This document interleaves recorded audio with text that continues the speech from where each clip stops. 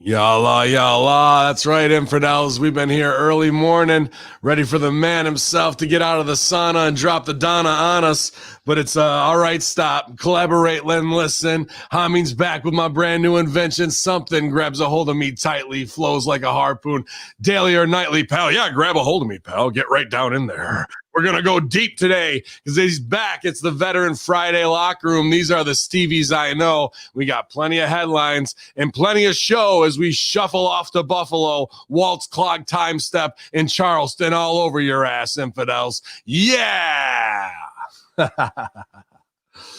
Oh, man. Did you get to see the big scene that everybody's talking about and tagging Hamin last night, Stevie? I did not, but were we live during the Patreon-worthy conversation before this? I see the chat room since 8 a.m. Yeah, I was I just hit the live button, so they just get the notification on YouTube, and they were kind of hanging out in there. I saw Daniel Price was first to the room. We were just talking. Piers Austin from Down Under, Nobody Worth to Remember, and Jack Dewberry and BR Talk all live in the YouTube this morning chat. So I think they get a notification. It just shows a picture of my face, but I don't think they could hear anything. If they can, that'd be weird. Let us know if you heard our complete stooge conversation and have to have you killed. Let us know in the chat room. There's a lot of that going around right now, isn't there? But good morning to you, infidels. He's still freshly shaving that sexy 5 o'clock shadows on its way back in here, and we can't get it soon enough.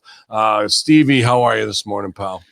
Everything is good, man. I was really happy with the response for this morning's warm-up. We have some people that carried over and stayed up and are in the chat room with us right now. Yeah. And I think that's something with the Hamin Media Group brand and what we tried to do and what we had a conversation with that young man earlier this week. And the question that put out to everybody is, why not you? If you want to do anything in your life, why not you? And I feel like that was one of the more powerful streams that we have, one of the more powerful episodes. So it's kind of great. I'm going to kind of call that the opposite Raven. Instead of what about Raven, what about me? It's what about you, right? Yeah, it's the selfless heel promo that you can come.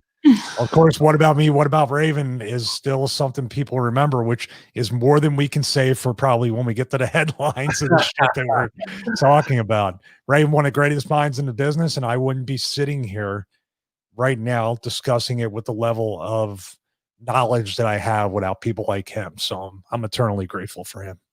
Awesome, man. And we got some good news last night. I guess stand back.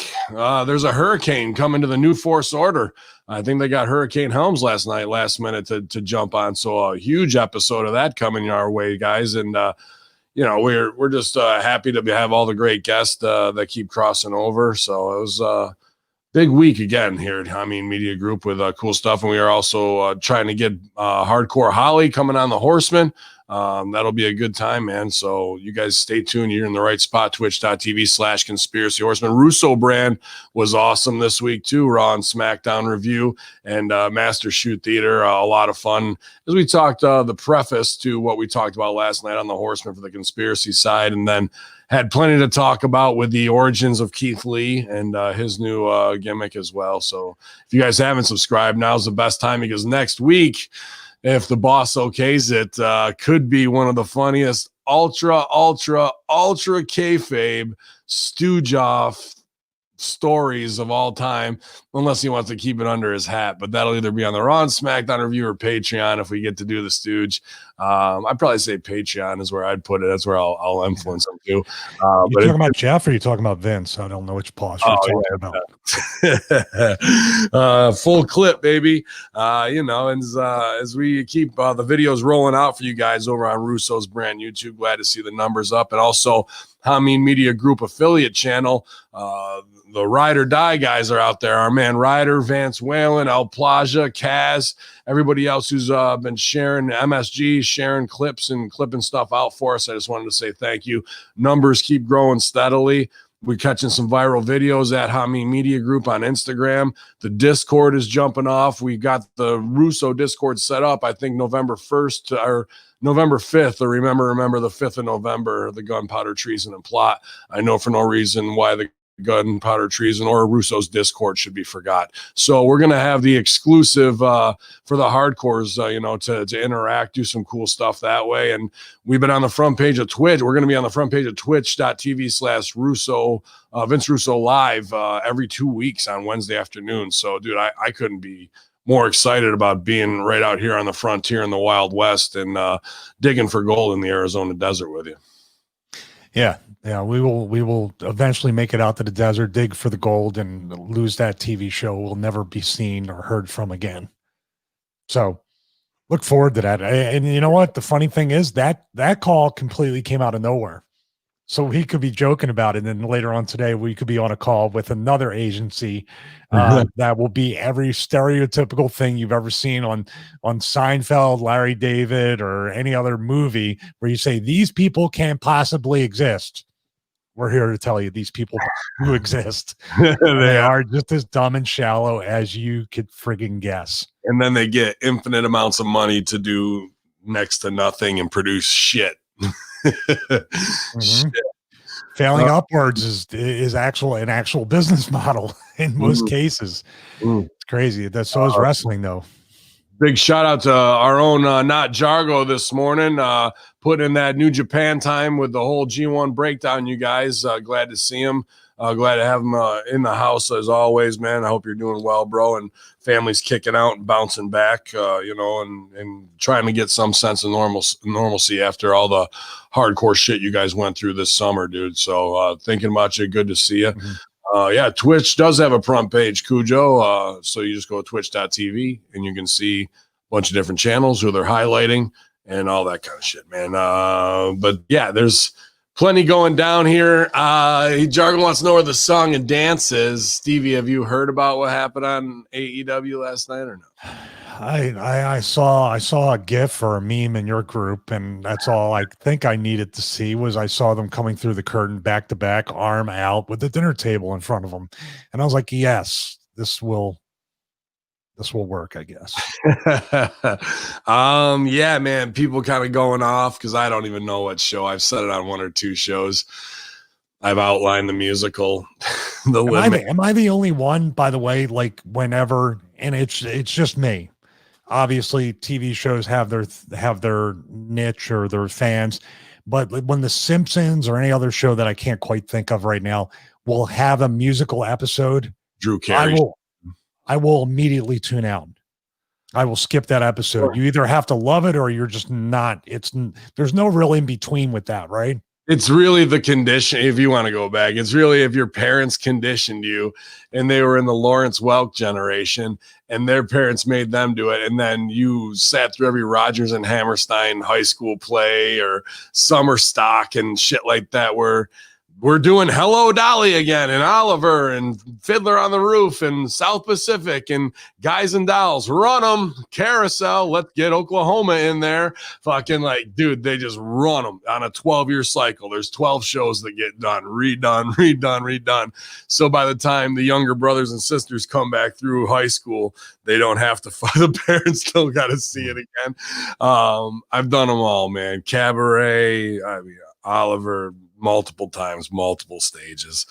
And it's just what I was brought up with, dude, with record players, and my mom would have that shit, and then going to summer stage. So if it's ingrained in you, and all the people you're talking about, the people who write The Simpsons, I'd say half of them are theater nerds, the other half are comedy nerds. And it's just a part of that weird 1950s post-war Americana that took hold when Rodgers and Hammerstein and I can't remember the guy who wrote the HMS Pinafore. I am the very model of a modern major general. It's very fast, up-tempo stuff. Like that stuff took hold. And then nobody wrote shit. There might have been a couple in the 70s, Hairspray and whatnot, but let's reboot Grease. Let's reboot King and I. Let's on Broadway. Phantom of the Opera and Les Mis, massive runs. Cats, massive runs. All kinds of money, that forever money, like billions upon billions of dollars probably at this point. But then came back with Hamlet, this new Lin-Manuel Miranda reboot, Kinky Boots and things like this that really were what really started it was the musical Rent. the very open-minded, non-transphobic, coming out of the closet type musical really crossed over. And since then, there's been a slew of really big shows, but there was probably like a 40-year gap where it's just nostalgia bullshit. But every one of those songs is tattooed on my DNA, unfortunately, bro. Well, just like you can beat everybody up in Japan, I can beat up everybody on Broadway. So the cast of Hamilton doesn't stand a chance against me. Yeah. So I wanted Mike Pence to get up and start knocking everybody out when they started burying them. Like I wanted to see a little bit of balls from him. Yeah. What was I going to say? I totally forget. Please sing whatever you were going to do. I'll try to sing. I will sing workouts now. It'll be a musical version of the workouts from now on. I actually picked up the piano again since coming off the filming schedule. And I went through and tried to play Amazing Grace with both hands. So I dove right in. After I could do 10 minutes of exercises back and forth. Do, re, mi, fa, sol, lady, do. And I go back and forth, trying to get the thumb dexterity back. And looking through Marathon Music Gym's Greg Miller's lessons again and watching them to put in the work, the stuff that's not. Then he tells me free flow. So I tried a couple of iPad apps with the free songs, and they have Amazing Grace. And there's something, it's a weird thing, and maybe you can describe it. Like looking at the notes, looking at the music theory, it was all jumbled. Now it's starting to kind of clear up. So now when I see flow key and I see them going to the thing, I'm like, oh, that's B sharp. That's and of course your lessons with that. Oh, I know the spacing between F and A. I kind of know which fingers. I'm not quite getting that down yet. But the sound now, it's a weird sensation, and it's a weird epiphany of hearing the notes. And then in my mind going, and knowing when I hit a wrong note that I'm one off to the left or the right. You're building your ear, and you're building intonation. I don't know the terms, but yeah, absolutely beautiful. So if you're playing the left hand now, you're in very poorly. I mean, I'm trying to put it together. That's fine. If you're playing the left hand and is it in the key of C? Amazing Grace is in the key of C. The first note is C. So there's no sharps or flats in the time signature, is what I'm saying. There is sharps. There's a couple sharps in there that are combined with the flats. Okay, I think that's I think you go C and B sharp, or no, F and B sharp. At one point you're doing a couple sharps, mostly with the bass clef is the left one, right? Yes. So it's mostly on the bass that you're hitting the sharps, maybe one sharp on the treble clef. That's Amazing Grace. Okay. Well, that's fine. But let's just say it's in C for the lesson. There's no sharps or flats. We don't need to worry about it. The first chord you're going to play is the 1 chord. Chances are you're going to play a 1, a 4, or a 5 chord. Okay. So if you play the first chord with the left hand and it's a 1 chord, that means C, it's the bass chord. C. The first chord is the right hand. Is C and F, and then C, and then F and A is the next chord on the right hand, and then you go with the left hand with a chord in between. Okay. Which is multiple. A chord is just basically multiple fingers at the same time, right? Yeah, yes, right. Okay. But those fingers in a 1 chord in the key of C would be the notes C, E, and G. If you were to play those together, and it would give you the bright tone chord with nothing sticks out as like, you know what I mean? Where you're like, oh, there's a little darker diminished in there or what have you, sound. So if you then break that chord down and you to each note and you play the pinky, the middle finger, and the thumb, you play C, E, G, do, mi, sol, mi, do, 1, 3, 5, 3, 1. First note, third note, fifth note, third note, first note, together. That's a 1 chord. Okay. So, but from 1 to 3 is do to mi. The first 3 notes just happen to be do, re, mi, but we leave out re. So those 2 have a really sweet sound together. Do and mi, 1 and 3. Bong. It has a frequency that the human condition responds to. And then the 5 is just above it. And then you could add the 7th above that, and it'll even kind of give you a feeling where your shoulders raise up a little bit, and it has a natural, even little more lift on the end of it. So maybe I'll play a little bit at the end. I'll grab the keyboard. I'll just play the beginning of I Can Only Imagine and the beginning of Man of Steel. That's all right, dude. That's awesome. In 2 weeks, you've gotten that. Plus, you've been working full time, man. Like, forget about it. That's phenomenal to be learning music theory, developing your hand. Here's how here's how to develop your hand on almost every instrument. And we want to always really nail at home or what have you. And we, as wrestlers, we work soft, so maybe we got a little bit ahead of people. But that's what's going on with the keys. I'm not hitting them hard enough. I was going to say, with a piano, you can press a little bit more, or you can go real soft. Guitar, you can't really press super hard because you'll fuck up your sounds and whatnot. You really just have to kind of barely tap them. So sometimes when you're developing your hand, if it's really, you're really pushing it, I just would tell people it's like the first time you touched a titty in 8th or 9th grade or whatever, like really soft, just pretending to help relax your hand a little bit. You weren't going in there attacking a titty, putting the fucking claw on it.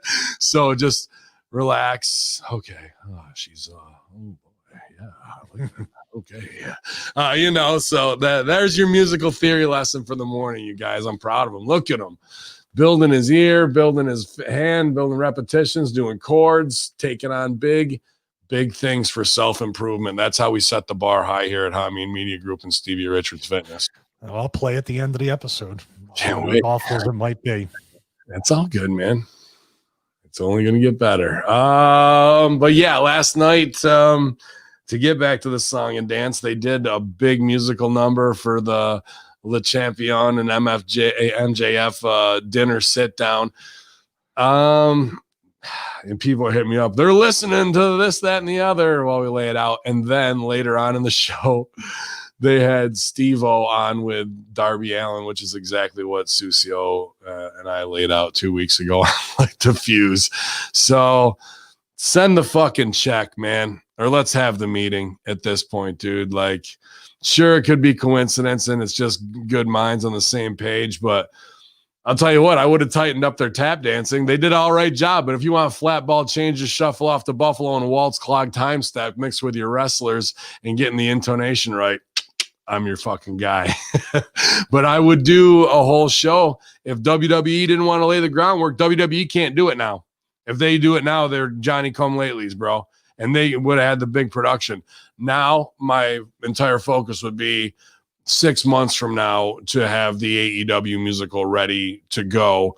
You do one more musical number 3 months from now out of nowhere. You don't have MJF and him do it. You don't whore it out. And at a big high point, they just turn and we're in that world again. And then we do the AEW musical where everybody's just sucked into some Hardy type universe where you're just singing like that. That's just how it is. Like we all agree on the game, and that this is going to be a musical episode, and I could, do an incredible thing there. But everybody was blowing us up, going, "They're listening." Yeah, no shit, they're listening. Oh, they're always listening. That's probably number 18 and 19 of our shit, my shit, his shit, your shit that you guys know that has been on TV, and I've never seen a dime for it. So we're just going to keep plugging away. Black Market Creative Inc. Here we are. Stooge, I don't say names. You guys aren't stupid, and I don't need to get nobody in trouble. But it's we confer with WWE stars. We have influence when they get frustrated. AEW stars every day we talk to. Impact people we try and help out, and not a dime comes our way. Not a fucking dime from it. And I'm not bitter about that because it's people that I love and care about who I want to succeed. And when they succeed, I feel like I got somewhere and I'm that much closer to maybe getting my shot. But the reality is, Stevie, I feel like I can close for everybody else, give away good creative all day that is epic moments and shows. Of that 18 or 19 things, 4 or 5 of them have been the highlight reels that people would fucking talk about. They have no idea that they started, implemented right here, HMG, not just me, group effort, group. Well, the thing with that is that we're monetizing it in different ways, and we're not hamstrung by the actual system and the red tape and everything else. So for us to say we're not getting the check, we're not getting this and that, when you're a consultant or a writer, or you're doing anything, you almost have to make them be convinced it's their idea, which takes 80% more work than actually just here's the idea. So think about that. Like, do you really want to? Well, and the people that know, and that will drive them here and also help people who really do support our projects and our brands for what we do. It really is. Yeah. Are you going to have somebody where Tony Khan is going to basically not do it because it's not your idea, but now you have to spend all your time trying to convince Tony Khan all week that it's his idea? I don't think I can operate like that. I think no, you can't. That's what I'm saying. Do you really want the job? I mean, they're telling Cornette, and also in a way too, even though Cornette has his way of doing whatever he does, when they turn around and say, which I think they would say to us too, well, we would have given you a consultant job, but I heard that segment where you said I did it. It was piss poor, or there's too many spots. You hurt my feelings, so now you don't get it. I was going to give you a job, but now you ruined it with your honesty. And we'll still take your ideas, by the way.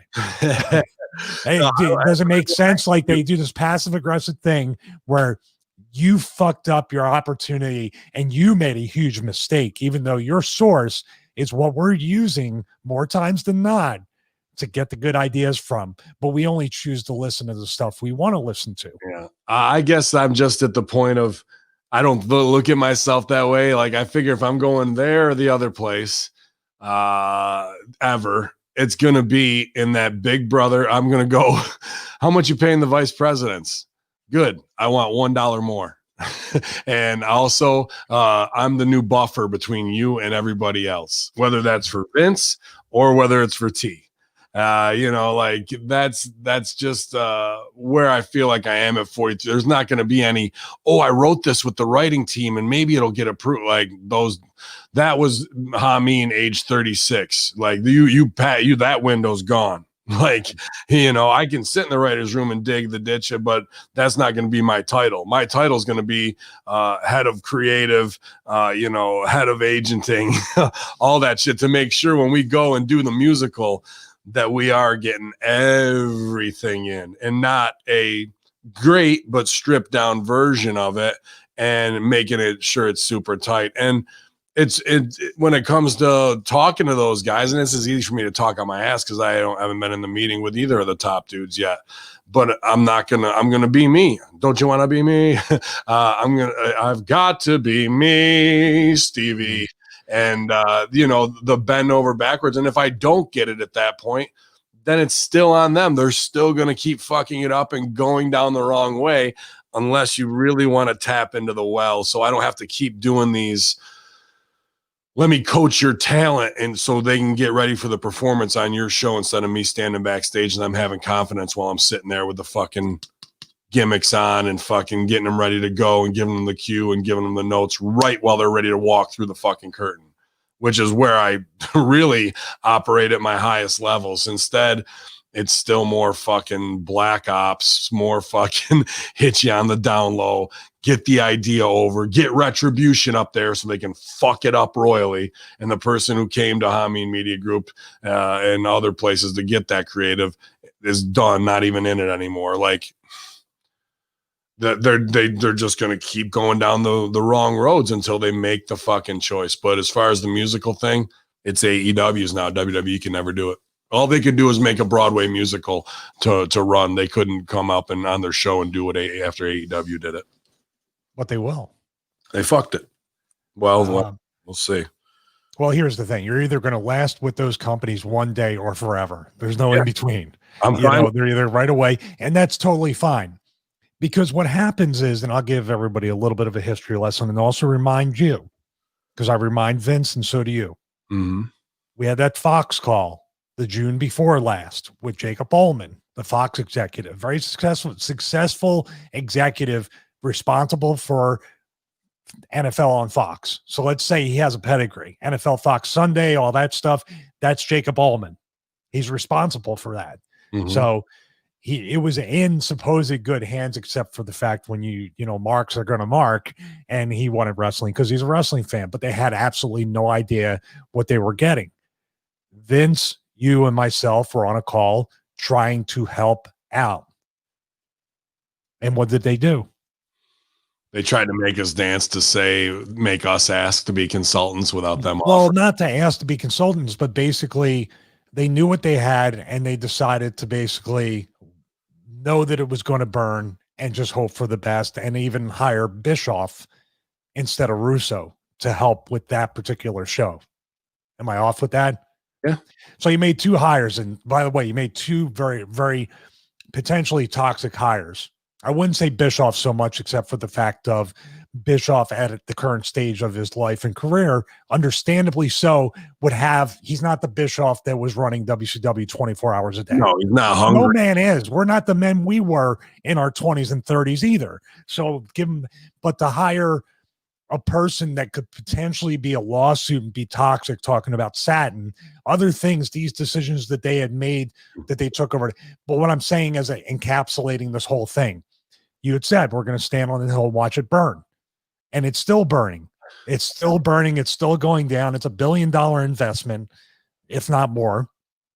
And even the Fox NFL brand is forced to basically water itself down and bring itself down multiple levels to try to put over this garbage. That's got to be 100% Ullman making that call, worried about how I'm saying is, and that, yes. Mm-hmm. Trying to bring the real sports fans over to wrestling, which is never going to happen unless you're doing something for casuals.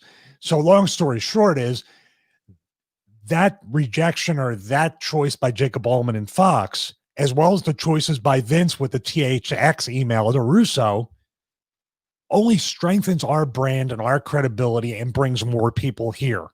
Time has vindicated Russo and continues to vindicate him. Time has vindicated the people that have looked at both of us just because of not opportunity or losing a bunch of fake matches or being forced to wear a dress or doing all these different things that tried to destroy us as people, as brands, and as talents or producers or creatives or whatever you want to say. That's starting to vindicate us now. Now they own their own markdom in the offices, and the people that own the companies still view all 3 of us in a certain label. That's their problem, not ours. We recreated ourselves and proved that we're not what you said we are. You're the ones that missed out. And like you said, you're going to continue to miss out if you don't do this. This isn't a pitch for a job. This is a pitch to keep our current brand strong. Mm-hmm. Because look what happened to Bruce and Bischoff since Bischoff just totally gave up his podcast. And I don't know where it's at now, but it's twice as hard to earn those people back. Yeah, but there's your opportunity to put over to Smack Attack. I knew you were going to do that. Well, the other part of that is, why is Bischoff, and I will get to that, why is Bischoff let off the gas? It's because he's hired by TNT. And this is speculation, but I think is dead on. Here, Nostradamus right here, okay? He since came back because Khan loved the Bischoff WCW era. Bischoff doesn't want to deal with being on the road and that shit. That dude who helped AEW, Riley, I think his last name was, got X'd out from TNT. In that same month, here comes Bischoff for the debate. Then Bischoff goes quietly into the night, which means he signed the TNT deal to work on the corporate side, and he advises Khan silently. And now the podcast, the money there isn't worth fucking over the long-term gig, being quiet and whatnot. I think he's still towing a company line for AEW now, like he was with WWE. I don't know if he is putting it over, and it'd be smart for Bischoff not to, and be critical to kayfabe that he has a job with TNT, being the highest advisor, to brief them on that and say, this is what I'm going to do, like work it into a thing. But that's what I mean. He was very kind to WWE and then got the job, and now that he's out, I've heard he's been critical of the creative in WWE now. Yeah. Oh yeah. Wow, which plays the hand that, okay, well, I don't know what to believe from you then. We're consistent with our stuff. Mm-hmm. Mm-hmm. Listen, Bischoff is a really, really smart guy when it comes to, like Russo says, staying within what his strengths are. And yeah, working with TNT, which they have a history, is a strength for him to be creative. Maybe not so much. Does that mean Bischoff's, has more of a pedigree than us? Absolutely. And people that have already been given the chance, even if they fail repeatedly within the business and the corporate world, not just wrestling, if they fail because they've been there, they get the opportunity multiple times. Am I off base with that? No, not at all. Not at all. So it's better to go in and have the failure that the devil that than the one you don't know is coming. There's not many chances that are taken today. Yeah, man. I don't know. And this will sound like markish, I guess, in my own mind. And it's you guys, and I shouldn't even worry about it, but it's the difference between being in the mob and being a made guy and fucking being a kick around and an associate, no matter how much I earn and how much I do, until I get the fucking stamp. And this is when me and GGP go through it. It's a weird little fucking thing that we've been conditioned to. And I know how ridiculous it says sound, but with the stamp comes the check. And that's the verification of 30 years you put in and sacrificed and ramen noodled and fucking garden apartment and fucking all that you knew this was going to be the fucking day. And if that doesn't come, so be it. But that's what I live with, is a little bit of torture right now. Well, here's the danger in that. How many guys have you heard, including myself, that said when I got there, it was nothing what I thought it was going to be. The money wasn't what I was. But I'm just saying, okay, you think your perspective or your that's how it is in the pop too. But your viewpoint of me is I have the stamp. I have the credibility because you view it a certain way. The mark part is that the fans view me a certain way. I mean, it's for me, but that's no. I'm talking about the people within the business, dude. Yeah. The people within the business you think are going to look at the name Stevie Richards or the man Michael Manna behind him or how I am. Your value as a human being is determined in the wrestling business by how many fake matches you want and what your push is. Do you think you stand me next to Jericho, are you going to say this guy? And I'm just saying quite honestly, because who's been in men's fitness, who's been in men's health, who's been promoted by certain yoga companies, who's been put in the line. If you stand me next, you put wrestling fans and put me and Jericho next to each other who are the same age, and you say, which one knows more about fitness? Well, obviously Jericho does because he's a main eventer. Yeah, that's the false positive of the bubble. I'm still going to be considered and put down as a mid-card guy at best, if not an eternal jobber, which means I don't have a mind for the business, because if I had a mind, I'd be able to figure out how to win these fake matches. I get that part, but the other so we're in this together. I'm saying I'm no better than you. You're no better than me. As a matter of fact, you have a better mind than I do because you have more of a pedigree outside of wrestling and what's considered to be real money drawing, long lasting legacy entertainment.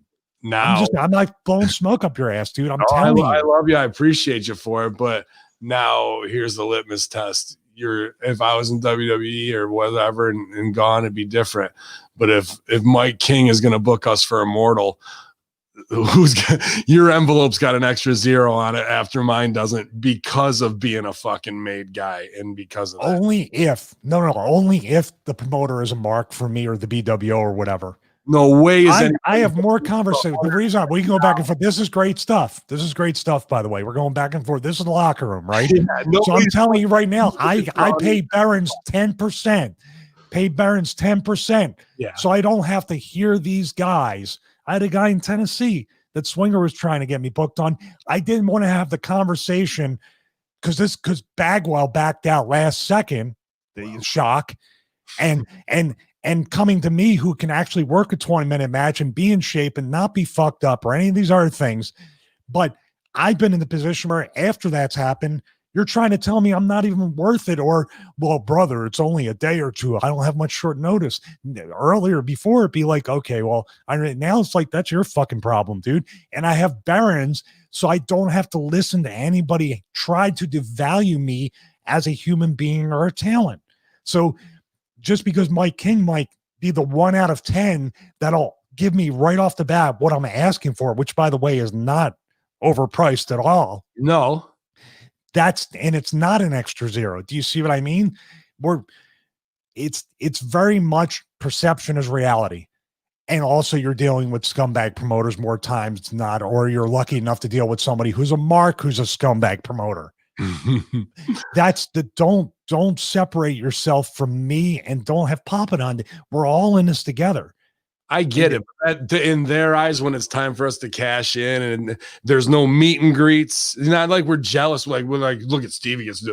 In the Mark's eyes, the way to convert and the difference is that bullshit with the matches. It's just having the stamp on you. I don't give a fuck if you fucked it up 8 ways to Sunday, Buff Bagwell style. Like that's just the difference. I know you gotta go. Sorry. This is the hardcore stuff that I feel like I'm running out right here, but he's crying at me to go outside. Go ahead, man. Go ahead. I'll be right here. I knew you were trouble when you walked in, Richards. So here's the thing, and I'm going to take this on a little bit of a one-man show type thing. The thing with Ben, and it really hurts me to hear him talk like that, because as much as he's done and as much as he's doing, as much as we're all doing outside of the wrestling bubble, he's still being dragged back in. It's that lobster pot, the lobster pot analogy I used last night on the Horseman, if you caught it live, where the 3 or 4 of us, talking about myself, Papa Don, Ben, and Sal, try to climb out of the lobster pot, but the wrestling bubble kind of drags you back into it to try to feel like we all need to go down together. And that might not be the greatest analogy, but at the same time, the whole deal with why I started Stevie Richards Fitness, why Ben started Hamin Media Group, and we started doing all these outside projects, and even Russo created the brand and his own brand outside of a wrestling writer, or using the experience of being a TV writer to basically launch what he is doing today. There's still that stigma that Ben, he feels like he made it if he gets there, which it's never going to be, especially now, the fulfilling journey that he thinks. It's never going to be the destination that him and Papa Don think that they're looking at. They're living essentially the dream in a way. I have the perspective to see what I have now and the freedoms and the ability to create my own brand and even monetize, and the ability we all have to do that carries me. Now, they don't have that experience. They have the professional wrestling career experience to a certain level, but it's essentially all the same thing. There's just a lot more cameras. There's a Titantron. There's pyro and more lights and a bigger roster and maybe TV time, but it's all the same exact thing. And that's something that I know he struggles with. And if he listens back, dude, I know you struggle with it, and I'm trying to talk you through this. We know these people too. We know what these people are like, and it's no different than the politicians that we're seeing. It's no different than the people we're supposedly looking up to each and every day in this media world or the political world or any of the other stuff. They're some of the most flawed people, not judging them, just looking. They're not the heroes, the idols that we think they are. They're not the people to look up to or even work together with, because I'll use your term, they're id. What makes them is not getting better, or the rising tide lifts all ships scenario that you talk about, Ben. It's essentially, I need to spend 90% of my energy burying this guy who knows more than me to make him look like shit so I still have my spot. That's the wrestling business a lot of times as a whole, and in certain situations. Be good, but don't be too good. Because if you're too good, you're going to get buried. You're going to get buried. And I know that. I know that because it's happened indirectly to me, or unintentionally, just from trying to do the best job that I can. Has hurt me more than anything, but it's also carried me past my wrestling career into what I'm doing today and what I continue to do. And if I had that false positive, like he's talking about the stamp, So no matter how much you fuck up, no matter how much you drive your truck into a bus stop, or you get messed up, or you get pulled over, or you're popped for whatever, that stamp that you have can also be a scarlet letter that provides false positives over and over and over again.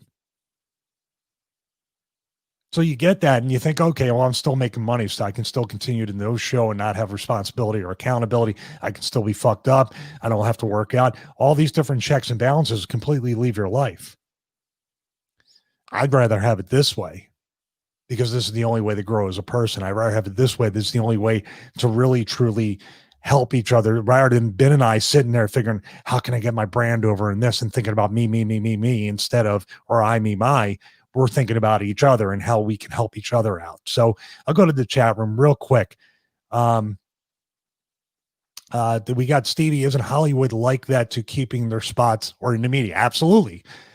It's something it's a story that's as old as time, of people trying to protect their spots. So I'm not saying it's actually like, the wrestling represents society. It always represents society and represents things that happen in society. That's why a lot of people used to watch it, because it reflects what's going on in culture, Americana, and other things. Have the dog hear my voice, Ben. That'll drive it even more nuts for some reason. So these things, and here he is, Ben. See, if you're in WWE and you were a huge name, you wouldn't have a toy dog like that. See, but here you are. Put those headphones on. I can't carry it any longer.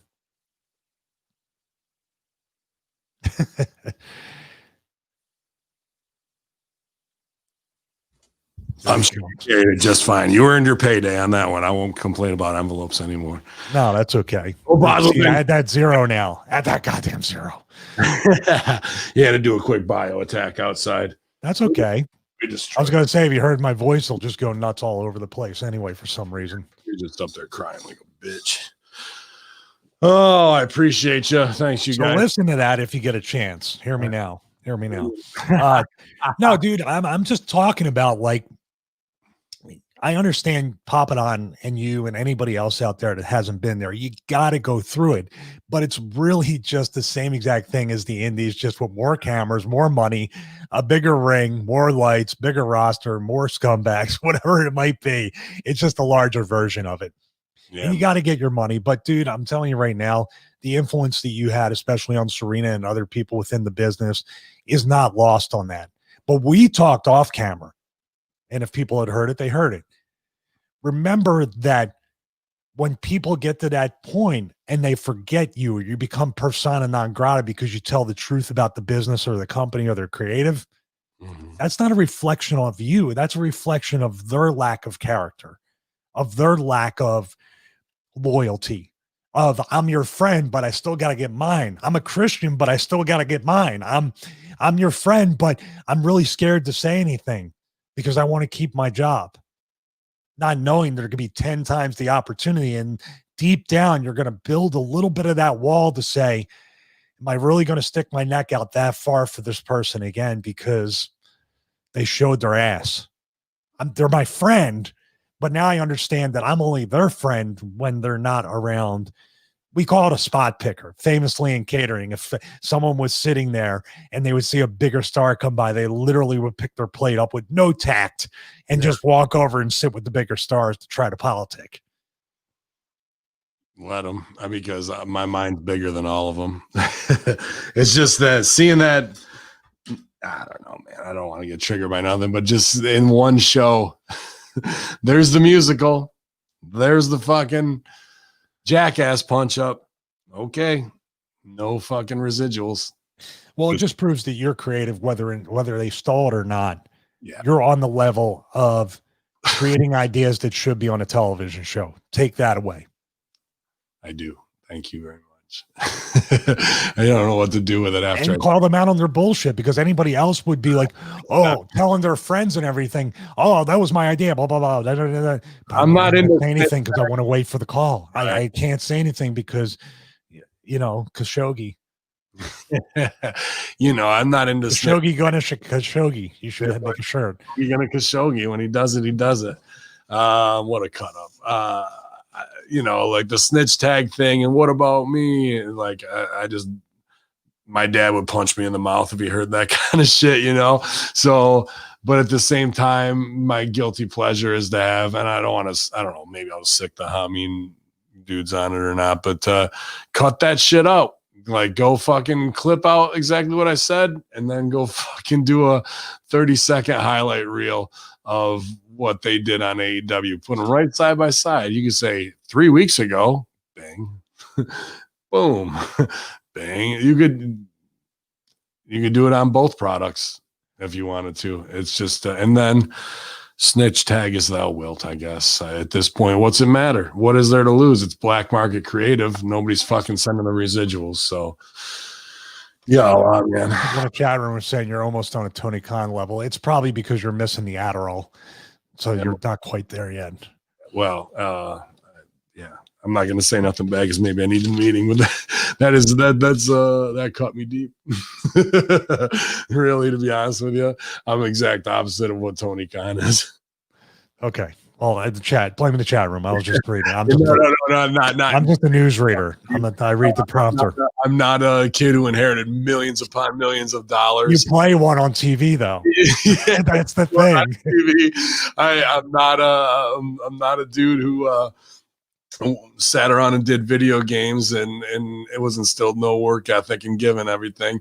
I sacrificed and moved and was a starving artist to fucking learn my craft from the best of the best, and then built everything I have from the ground up with my own two fucking hands. And I'm happy to own all of that. I really am honored to own all that. And well, here's the thing. Let's close off the Tony Khan thing real quick. He can have all the money in the world. He can have Daddy Khan give him $100 million for a wrestling company. He can have his analytics job and all this stuff and be there with the gaudy ass dining room on draft night. My dad comes then somebody will tell him, a football player will say, "Get the fuck out of this locker room, you little nerd," or "Don't talk to me. I have no like one of the best defensive. The football players don't give a fuck. They'll say that right to his face and tweet. You don't think anybody's looked at him and said, "Who the fuck is this guy?" Like right to his face, not caring because they got 100. They want to get out of Jacksonville, so they're going to double down and heal him to try to get out. Dude, a football player took $7 million less a year to not have to deal with those marks. Think about that. I'll take that $7 million to deal with them. Now you just hit my price. I can deal with all your. Well, they cleared up cap space for you. Yeah, good stuff. Shout out 48 strong this morning at twitch.tv/conspiracy horseman.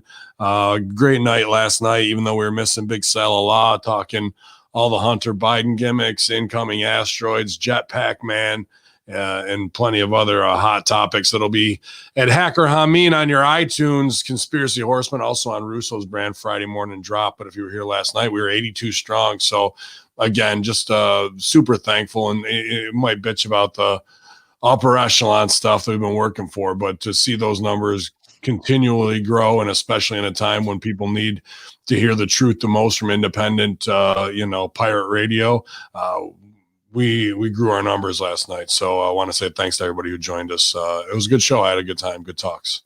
Same here. Did anything I say, I know sometimes it might not get through to you a month, a year, 5 years from now, but I'll remind you, man, you're my fucking boy. I'll remind you as much as you need to, because we're in the most insecure business that you can think of.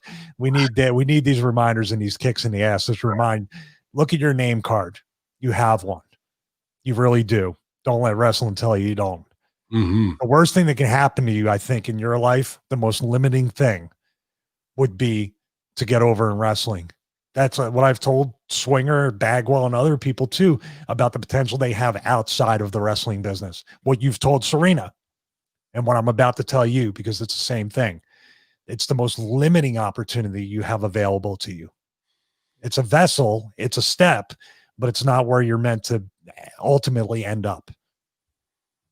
Yeah, I appreciate all that. And I'm not just saying that as lip service, and I don't want to come back on it because you're my big brother and I got to fucking listen, apply, and do it and not. But that's the worst fucking thing. Yes, and but Yeah.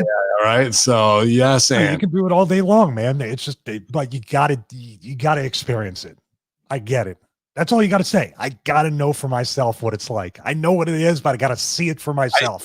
I see that, but in everything you're talking to me about, I feel I'm the one. Like I feel that where I'm at now, I'm uncompromisable. And if they brought me in, I am the Monday Night Messiah. I am the You are my tribal chief. To maintain my integrity, my creative ability, and say, and then maybe I'll be fired the next day. That's fine. But fucking, you're not going to break me. Everything else is broken. When they say, what is the answer? That I am the answer. I am the way and I am the light. The only way to better ratings is by me. Yeah, I think, isn't that what Sean's sermon was? I think that was his. I'm not sure. Yeah. I got to get mine was the end line. Go forth now. Go forth.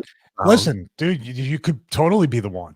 Why? I said this morning to people, why not you? Yeah, why not you, dude? Let's flip that coin. Mm-hmm. It needs it. It needs it. It's missing it. It's missing you. So why not you? So don't take what I'm saying as don't do it. Just take what I'm saying as you're not as low on the totem pole as you think you are. Oh, I know I'm not. I know I'm not. In life. Getting on TV, but it's just like, okay, now give the recognition and the money, motherfucker. Not even the recognition, just give them the fucking money. You know what you want?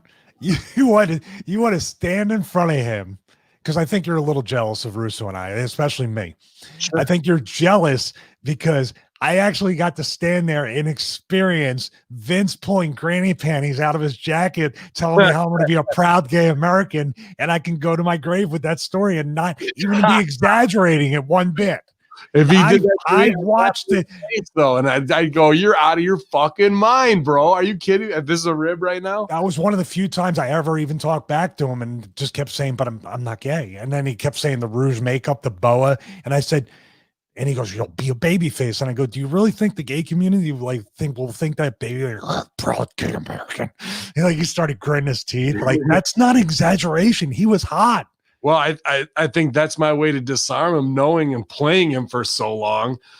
I wouldn't buy into, like, and that's where I'd be fired day two. I don't care, because he stepped to me with that bullshit of like, "You'll call me Mr. McMahon." I'll go, "Yes, sir, I will." Like I'm gonna be. I like that. I'm gonna end up being. I'm gonna end up being as if I got hired there and I lasted. I'm gonna be the guy who puts him in the grave. I'm gonna be the dude who pushes him around in the wheelchair at the end of days. I could just see it all already, where we're fucking some weird old odd couple together, and he fucking gets laid down. And in that meantime, I'm just gonna disarm him like I do everybody else and make him pop and be buddies. I'm not gonna play the fucking, "Yes, sir, I got to go over here and do this, and I'm going to do that." No, it's going to be, "Come on, let's go right. So this sucks. How do we punch this up?" Or, "Dude, that's fucking awesome. What about this?" Like, it's going to be buddy with whoever I work with, because that's the only position I'm taking, is a top level over everybody else. I'm not playing the bullshit. You want the real fucking deal. You want the heart, the nucleus of the creative. It's going to be a one-on-one situation with either me and Khan or me and McMahon. That's that. Impact, I would go and play in the team because I like what they got going on there in a group mind. But other ways, it ain't happening no other way. Not at 43 years old. What am I going to come in as an assistant writer? Fuck out of here. Making pancakes. Oh, and now after 55 minutes of bitching, I'll get to the headlines and pay my penance. Oh man, thank you, Stevie. You're welcome. Just so you know, one last thing. Yeah. The thing missing from the wrestling business is that conversation, not coming back from a girl and saying, "What did you think?" "Yeah, good. Thumbs up." That's what you don't want. You don't want that ever in your brand or business. That's not how I did it in 2CW. That's not how I did it in OVW. It was always. But that's what's going on now. That's what's going on now. Whatever I'm doing here, my biggest talent is pulling a performance out of other people. No matter how well you think about me, my ideas, my psychology, the world has never seen what I can do to help other performers without having to see me. Fucking that's just what it is. And that's why we get hit up on the kayfabe all the time, because people know who know. Chris Stratlander talks to Wrestle Stink and Hausman. Sure is gripping his. Who talked to him? Statlander. Oh, okay. The cute blonde from Wrestle Pro, talking about her alien persona, and talks AEW's fans' mixed reactions to it. Let's see. It made me feel so much more comfortable. If the alien changes, it does. If it doesn't, sorry, it helps me to get to where I am today. I feel like it has not done me any disservice is doing the alien stuff. Stratlander said before, her alien gimmick does not come from the love of science fiction, noting that she was neither a Star Wars fan or a Star Trek fan. Hausman asked if it come from her interest in the paranormal or UFOs. She says, I wouldn't say paranormal and UFOs. I'm such a big fan of space. It's just a mind-blowing concept.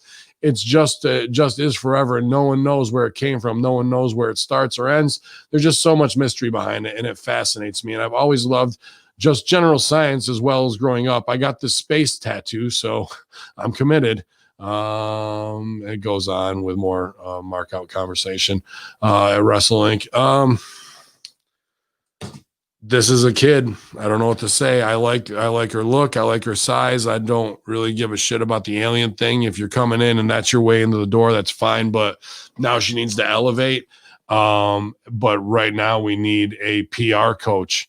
You don't come on and talk about aliens in space and then throw both Star Trek and Star Wars under the bus. You just took and fucking went. Everybody who would be into your gimmick is definitely into both of those things. So it's your homework to know everything about Star Wars and Star Trek. So if you're even working a tiny bit of that you could make a reference and have a whole base of knowledge and fans to go off of. You could be on the New Force Order podcast putting it over.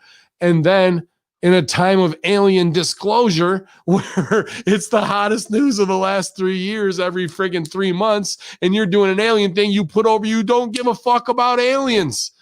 And it's all about the concept of space. I don't get this. I don't get this. You have a total fantasy world that you can dive right into with two fan bases, if not three, counting aliens and superhero movies or whatever. And you basically say, nope, I just NASA and SpaceX. That's it. Werner Braun. Oh,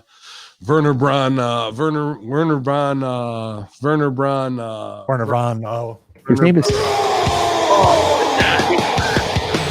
Werner Braun is back. I need a new setup with the road count. I need the Roadmaster near me, as Russo would say, the Roadmaster. Dude, we need to just start writing words down and come up with a Russo dictionary PDF. Sell it for $5 on Amazon. It'll sell. That's not because more than $5. I bought the fucking Jim Leahy dictionary, and they were like $25 each. And if any of you refute that, I dare you to come out here and do something about it. That's right. And somebody's in the chat room now, the John Carnage in the house. Cody sounds sick. Dude, all right, so this Chris Stadlander thing, just like, why would you even get all these tattoos? Now you're just making pretend and pandering to kind of be a space person? What are you now? Now you have the tattoos and everything. And what are you? I'm committed, but I haven't done any of the research whatsoever, dude. And then the other part was for that Jericho 30th thing, but she was home and not booked and whatever, coming back from injury. She did a whole song. She sang his whole entrance in like her 1-bedroom apartment with, shitty Venetian blinds behind her and tan walls and like her bedroom. Are we going to protect any business whatsoever of what we do? How are these things? And she puts it out on social media. Like, how is any of this not being regulated once again, guys? I mean, I get it. She's young, but somebody's got to give her the Iggy. There's a lot of money written on her, but she needs a real bad arm pinch on her tricep right now to reinforce. Where now, though? What now? Do you think you're over? Do you just devil's advocate? Do you think you are hypersensitive to this? That is going to just be kind of glossed over, or do you think that people of Star Wars and Star Trek fans, you're looking at it from a hypercritical, realistic point of view, from an actual brand perspective? Money, yeah. But who's looking at it too? They can lose. BJ, what's going on? You're already at work? Dude, I've been on air for an hour already, man. You're on air live right now. The Brian Jack joins the Monday locker room, you guys, or excuse me, the Friday locker room, if you will. Yeah, don't scare me like that. I have to watch wrestling. Beach, can I give you a shout when I get done with the show, man? You betcha. I fucking missed a dough on opening day of muzzleloader, bro. I'm so fucking hot about it, dude, and definitely want to catch up and get everything going on. I'm interviewing Rip this afternoon again too, so it'll be a big day. But I'll give you a shout as soon as I'm done with this. All right. Were you stalking it? Did you jump it up? Yeah, well, I fucking went to my brother's property on the high wire. It was just like when I shot the 8-point, same conditions, rain the night before, nice frost. I was in there 6 a.m. I went about a half mile around the higher knob because I knew they'd be up high. It's not super cold yet, you know. And it took me an hour and 15 to get about a half mile around it. So I was, you know, nice and slow. Coming up the backside of the hill, there's the fucking little oak sapling. Look right down, there's a scrape underneath it. I'm like, I'm in the sun's just coming up, right? Soon as I start coming up the hill, I hear, whoo, whoo. I look up, I can see her. She stands straight up. She's facing me, so I just got a brisket shot. Yeah. She stomps 3 or 4 times. I got fucking pissed off of like, fuck, I should have waited for the broadside. I rushed it, you know, that uphill 45-degree shot. Boom, off goes the fucking CVA, you know, smoke everywhere. So I hear crashing. So I thought maybe here in the front shoulder is what I was aiming for, you know, that whipping arm. It sounded like that. I get up there, fucking blood everywhere. I'm like, yes, no fur though. Fucking, I get down, I'm picking up leaves for 2.5 hours. Every leaf I pick up that has blood splatter on it, it's just the leaves changing color from yellow to red. Not one drop of blood, bro. And fucking went and got my brother and my nephew, came back and we tracked it down. I thought it'd be going to water maybe if I hit it, you know. But you could see where it was moving and it stopped and started just taking a slow pace. Not one drop of blood where it slowed down. So I think I just missed clean, but dude, I was mad as fuck. And that morning, 5 a.m., I got up, walked in the bathroom, 30 seconds in, broke my toe on the fucking vanity sink, snapped it back in, and went out to the fucking woods. I was like, fuck this. So it was a great Saturday. It was a fucking really good time. You know what, though, Ben? You know what? In all that story you just told me, what I pull out of that is ethics, brother. Yeah. The effort you put in to look for blood, I respect the shit out of that. That tells me you're a great hunter. I appreciate it. I worked the match as perfectly as I could to get in the position.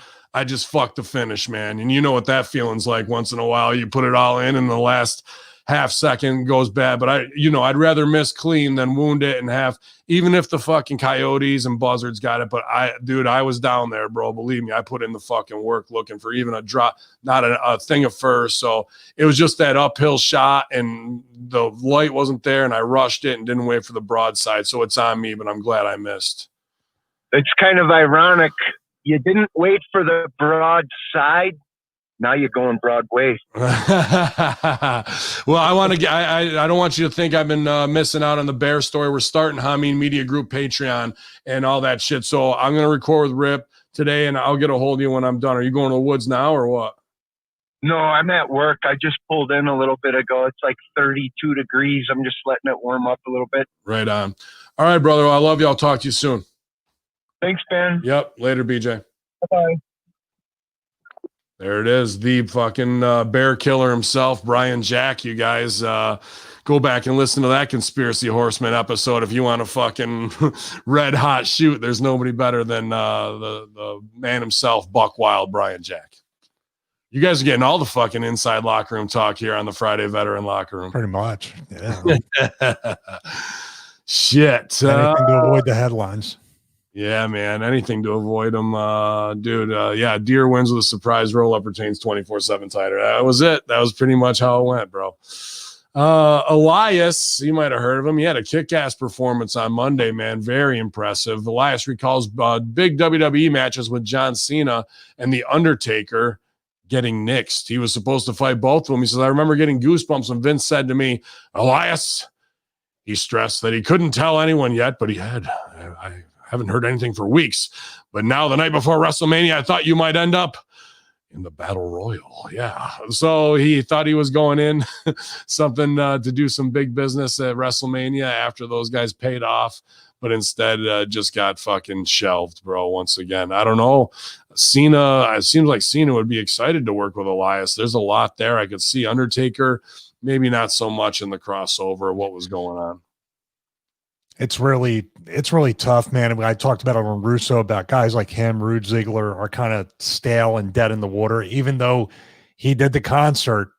Shouldn't have been years ago. He was doing concerts live with people. Should have been the way it started. Should have been just like MTV Unplugged. It'd be the Elias session. It should have been the real version of Jeff Jarrett and him in the studio coming to WWE, all this stuff. Yeah. Building it up. Yeah, like Guitar Center has acoustic sessions, the Guitar Center sessions or whatever. They should have had to just knock that off, the Elias sessions. You bring in Jane's Addiction, you bring in Foo Fighters, you bring in these to like put him over, and he's auditioning band members for his new band. He just keeps cutting everybody, like the greatest bands on earth. They give him the rub and they fuck him over. So there you go. There's more creative. Fucking take it. We'll see. He'll be off TV in 3 or 4 weeks or jobbed out to somebody as a heel. Jeff Hardy will beat him, and that'll be the end of it. Yeah. MLW star reportedly denied request to sign with AEW. Mance Warner has been reportedly denied his request for his release from the company so that he can sign with AEW. The report added that the legal situation is developing since Warner, presently under contract with MLW, is trying to get out of his deal. It was also noted reported saying that AEW has 100% interest in signing Warner to a contract. According to the report, Warner is still expected to be present for the upcoming MLW restart tapings. MLW hasn't had a taping since March 13th. As noted, MLW will air on Wednesday nights on Fubo Sports Network following an 8-month hiatus due to COVID. Brian Pillman Jr. is another MLW performer that's recently made the jump to AEW. However, Pillman Jr. is still under contract with MLW and was allowed to wrestle on AEW Dark due to the pandemic. During the recent interview with Wrestle Stink Daily Podcast, Pillman Jr. explained the clause in his MLW contract that allows him to work for AEW. Yeah, it just says he can be released if he needs to be. If not, he can go work over there. Mance Warner being protected as an original piece there. I mean, I know he's kind of a hot property indie name, but I don't know. That's a weird thing, bad blood-wise, but would he just be lost in AEW right now? I mean, what kind of impact is he really going to make over there? But it's probably for a lot more guaranteed money. Or not guaranteed, just a higher nightly. I mean, what's MLW paying people? Yeah, I don't know the answer on that. People assume when you're on one of these pay-per-views, they're not really pay-per-views anymore. They're just internet streams. We could do a pay-per-view right now via Vimeo or Fight TV if we got the portal to do it through. Mm-hmm. So what are they really making? What are they really paying? And now you really don't have a house of people with ticket sales or anything like that to go off of. Yeah, what would he get in AEW? That's another thing. Like, are they just, we've asked the question, is AEW just trying to lose money like a business for 4 years so they can do the write-off for the company, the parent company, or they apparently don't want to make money at this point. They don't care. Just going to stock up on wrestlers. High-priced wrestlers, too. I mean, is Cardona signed? Is Rusev really signed? Are they per performance basis? Depends on, well, let's go back to what we talked about before. Is the promoter a mark for one or the other? For all we know, they're a mark for Ryder because of Cody, and Ryder got the deal, but Rusev's on a nightly. You never know. What I would do now, here's as a worker talking about the Rusev thing, and I think he's smart enough. Or maybe he was too angry and he didn't realize it. If you're going to have me go out here and really shoot on WWE to essentially never have a job again, you got to guarantee me some years here and some money. Right. This may be the last place I ever work. That's a real conversation. Did Rusev have it? I hope so, but maybe not. I just think that there's a lot of dudes that were buddy favors for good Briz paydays that looked like, hey, you show us this and we'll give you that. And then when they showed him this, they didn't give him that, and it's on to the next one. It's just a quick. Oh, you mean, let's see, like prove yourself to us and we'll. That's the old TNA method. I mean, where's Cardona? You know, where's a lot of guys that they're going to probably preview and bring in. So we'll see. I mean, to me, Mance Warner, you know the name, and I guess he cuts a good promo and whatever, but like, are you going to bring that guy in and make it at this point, whether there's nobody's like MLW talent, like originally made that I think of. It's that Warhorse kid who had a shot, be one of the few that I would even attribute that to. But like, you know, you're going to make this guy from the ground up. Are you just a mark for him because he's an indie dude? The world don't know him. So let's talk about the guys you made from the ground up, because this is one shift that happened this week. They broke up the Nightmare Sisters. I know you're probably real upset about it. So Brandy and Allie are. Oh, okay. I was going to say, who are the Nightmare Sisters? They're like YouTubers that I'm not aware of. Our Allie's back with Butcher and the Blade, where she never should have left. And now, after a full year of the guys who should have been your original AEW talent that you bring WWE guys in to shine and have them put over, because it doesn't even matter if it's title or whatever. If it was Rusev and Zack Ryder versus Butcher and the Blade, and you put Butcher and the Blade up, now you just made them from indie guys and their original AEW guys, because they just beat WWE dudes. Instead, they've been shifted all over the place. She's been put with them, taken away when we know they're married, and it just doesn't make sense. We saw them go on 16. I think they lost 16 matches before they got their first win on TV. And just like, those are the dudes that are your great look and gimmick, but we didn't help get them over out of the gate. And now here we are the week after the year one anniversary, putting Cherry back with Pepper, and we're starting over again to get them over. It's like the whole first year was a waste in creating what should have been a great talent right there. So why did they break up?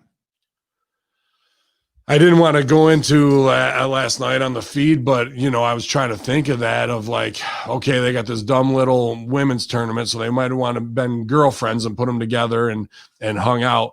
But really, to me, that's somebody testing Pepper, and maybe somebody who wanted to hook up with Cherry, or it's just like something. I don't know. I don't understand, because they're both great people, and that's probably it. But you know, why would they make those creative moves over and over and over again? That's what I mean. I don't know. And now what's Brandy's going to be put into another position to try to be atop something. And where's that going to go? So basically, you're expecting us to just accept, which mostly everybody who watches the show already will accept it. Okay, they're back together. That's cool. I'll watch. And it happened on Dark. It didn't even happen on the main show. So, like, do you really feel like you're a valuable talent with a valuable storyline and a valuable character if most of their stuff happens on Dark? Mm-hmm. You could say all you want about the YouTube views. It's not TNT. It's not ratings. It's not supposed live or live to tape TV. You're essentially on Sunday Night Heat. I've texted Pepper once in a while or messaged him to remind him he's a star. Just remind him, you're a star, dude. You're a star. And they're totally not using you correctly. Mm-hmm. Whether he replies or not doesn't matter. The message is just like, dude, know your worth with that. You talk about a guy that looks the part. Even if the tag team's really good, but Pepper on his own is not even reached what he should be at. Yep. And they didn't even build them how they should. There's a lot of money on Butcher and the Blade, and especially with her with them. There's no doubt about it. But I came up with a halfway decent idea on the Impact Attack forum. So if you guys want to check that out, and Man Beast was punching it up really great too. That was a good little creative session on Impact Attack in the beginning, talking about Butcher and Blade. And we'll talk more about it on Light the Fuse this afternoon with the Chris Silvio. Oh, by the way, the guy legitimately his partner is part of a very super popular band. Yeah. And you haven't had them play a concert once? They had a huge indie show in Buffalo, and that went over huge with ESW and them. Like they drew like 3,000. Mm-hmm. It was a big ass party, bro. Good job, yeah. Now AEW can't do it because Elias, who they were 3 years late doing it. Now you got a band. I don't get it, man. I don't get that. Big. Yeah, moment of the week, Chris Jericho, number 2. If you didn't see it last night, you guys definitely check it out as we get into I better. Looks like Between Two Ferns. Kinda. I mean, it actually is the gynecologist office, but it goes into song and dance. Did you?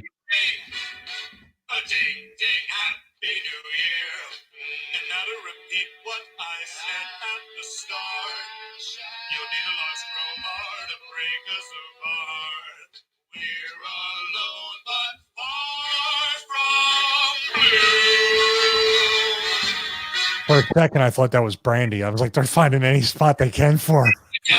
You know.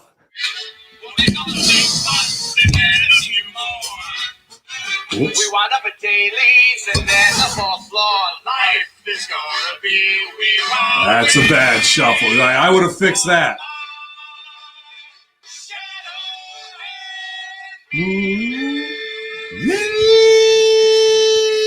Yeah, my shadow and me, pal. All right, please explain this to me. They had a steak dinner because they've been building Jericho, asking MJF asking Jericho to join the inner circle without having the other one to ask it. It's just a constant game of one-upsmanship. They've been playing out the improv game beautifully for the last 5 to 6 weeks. And then you thought what was going to be, I challenge you to a steak dinner last week. So they're ribbing about Jericho losing the belt at Tumbleweeds or whatever the fuck, or Texas Longhorns, wherever they were eating. And, then they have this steak dinner, and you can tell they're not at, it looks like Between Two Ferns exactly. But then we're going to get the big musical number, that was outlined a couple times on Hamin Media Group. And I love it. And at the same time, I want to go, all right, that was a good tech rehearsal. Let's go reset places. There's a couple things we need to tighten up right here. And I'm going to show you guys flat ball change, waltz, clog, time step, and shuffle off the Buffalo. That's how we're going off. Girls, I need you in the back to be a little more in sync. You're missing that flat ball change, slip ball change. Let's go and get that tightened up. I'm going to work with these guys. When I come back, I want to see you girls ready to rock and roll. Okay? 10 minutes.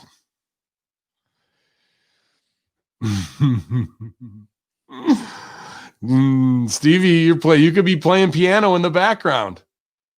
I could, but you know what? I could have had that job, but I messed it up by doing this podcast.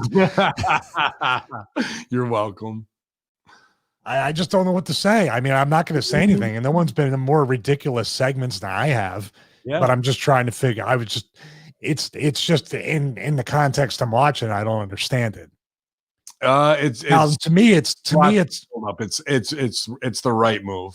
I'm just saying, to me, in a wrestling sense, that would be when the baby faces are basically disguised as behind a fern or something like that and jump the heels and throw their faces in the stake or beat them with the stakes. Or I'm just saying, if you're talking about the trophy ceremony or birthday cake or something kind of deal, I think so. Like, you could have done, but this is the blossoming friendship of two heels are the same character who play the one-upsmanship game. Even in the beginning of the scene, he orders his steak medium well. MJF does. He orders it medium well, or he goes, well done, medium well, medium rare, down to blue. They do the whole scene here, and then they come back, and the waitress brings them back 2 raw steaks on a plate, and he goes at the end, we're going to have to send these back.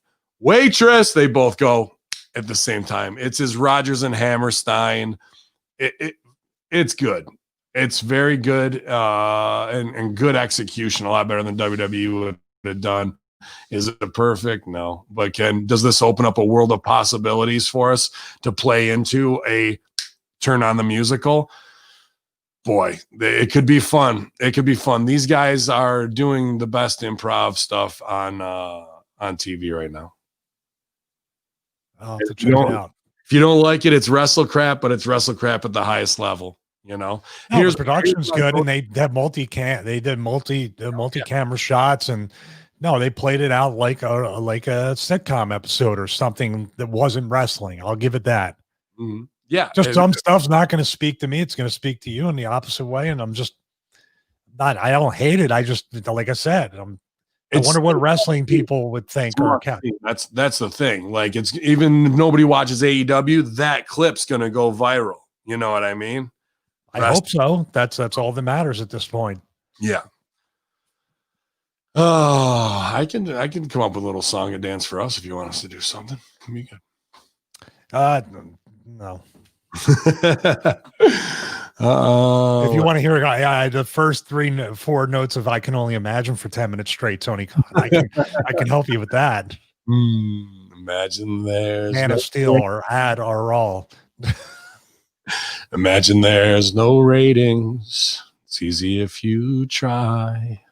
You got demonetized. There you go. TNT reportedly to be affected as Warner Media looks to cut thousands of jobs. Warner Media, the parent company of TNT, HBO, and TBS, is preparing a restructuring that will reduce costs by 20%. According to the news story from the Wall Street Journal, according to the TV report, the cuts would result in thousands of layoffs across TV channels like HBO, TBS, and TNT, which airs AEW Dynamite, as well as Warner Brothers Studios. The company is implementing the cuts due to the decline in revenue from cable subscriptions, television ad revenue, and movie ticket sales. The company noted that, quote, an acceleration in the shifting consumer behavior, especially in the way content is being viewed, is responsible for much of the decline. Like the rest of the entertainment industry, we have not been immune to the significant impact of the pandemic, a Warner Media spokesperson said in the statement. Quote, that includes the acceleration of shifting consumer behavior, especially, I just read that little soundbite. We are in the midst of the process, and it will be involved in increasing investments in priority areas and, unfortunately, reductions in others. This is the second round of layoffs for Warner Media as they cut 500 jobs in August at Warner Brothers. Both NBCU and Warner Media have implemented layoffs recently as they pivoted towards streaming, while Warner Media's HBO Max service has only garnered 4.1 million subscriptions since its launch in May. Overall, HBO subscriptions, which include viewers watching it on premium bundles, rose to 36 million. It was noted that the increase in subscriptions has offset deeper declines as the commercial entertainment cables such as TNT, TBS, and True TV. While AEW was not mentioned in the article, it's noted that TNT and TBS, quote, dodged disaster earlier this summer once professional baseball and basketball games returned, bringing viewers and ad dollars back after months of reruns. However, television ad revenue has not recovered, and the profitability is expected to fall further in the third quarter due to the increase in sports rights fees. As we noted earlier in September, NBC's Universal, which airs WWE Raw, is overhauling its entertainment division to focus on more video streaming and less cable.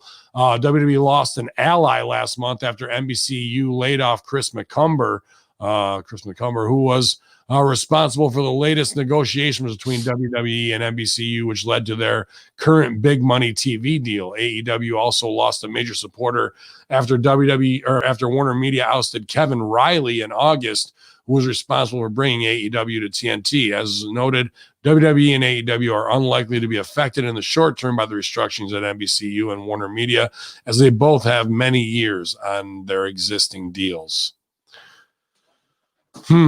Interesting. You're laying off thousands and there's no ad revenue coming in. Meanwhile, you started 1.4 million people and now you're down to 750,000, but you're lucky because baseball and basketball saved your ass, and that's the only reason ad revenue came back in. Meanwhile, they're shelling out half of the arena cost.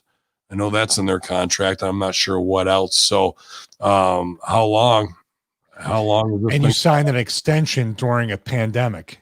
So to me, it was like this dude might have known he was on his way out of TNT and got them a sweet deal on the way out. Mm. Can they cancel that contract?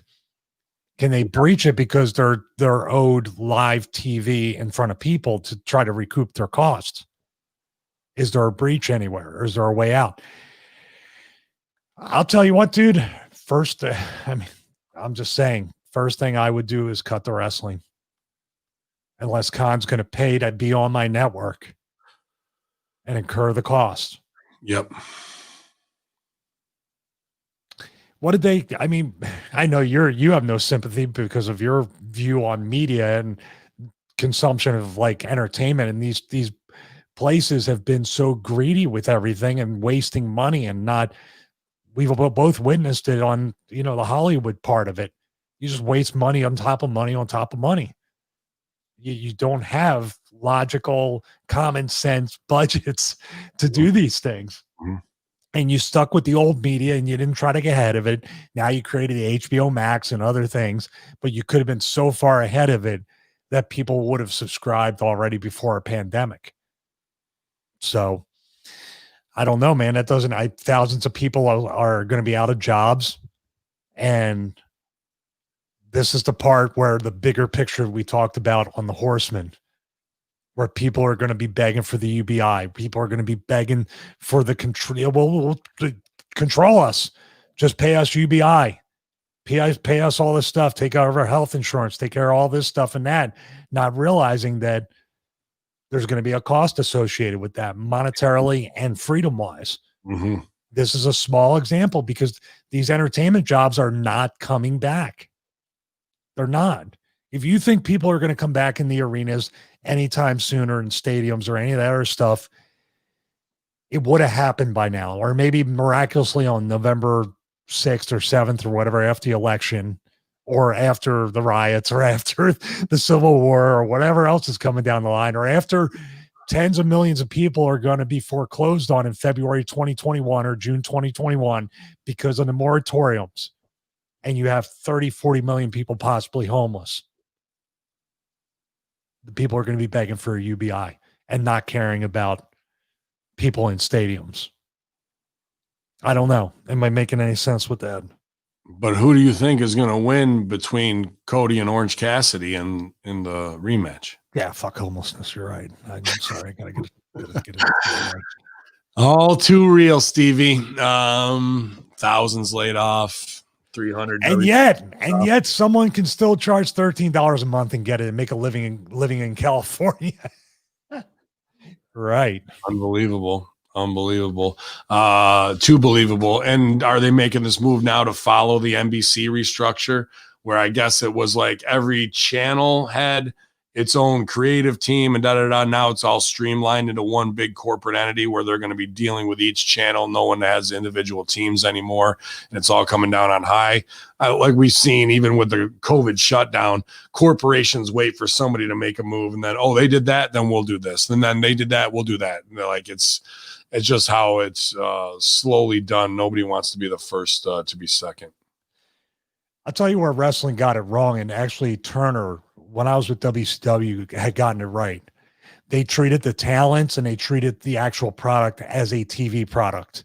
In other words, the house shows were a way to really try to kill your talent. And the house shows in a way were the ultimate version of greed for the promoter and for the company, because you can get, if it's a good show, you can get ad revenue, merch sales, ticket sales, all that stuff. Everything can really, if you're running a good enough budget, can make money. WCW with a roster of 140 people, most of which weren't being used, was turning a profit with the NWO and Sting and Flair and all the properties they had.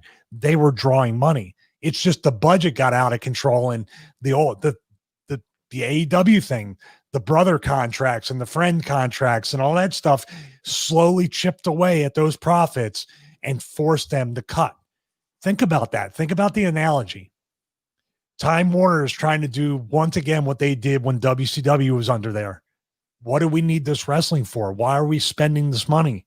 Why are we paying for empty arenas every week? or every other week or whatever it is. They're somewhere on the radar right now. Mm-hmm. I mean, at the end and of they got rid of the one guy that was putting it over all the time and wanted a second show that week and extended their contract before he got fired. So maybe somebody wants to come in with a big eraser and undo all that. They seem like they erased a lot of people already. Maybe that's definitely got to be on the board of like, okay. Well, you got HBO Max, which is going to have the Justice League Snyder cut. It's got this Raised by Wolves saying you have your own content right there where people are paying for HBO Max.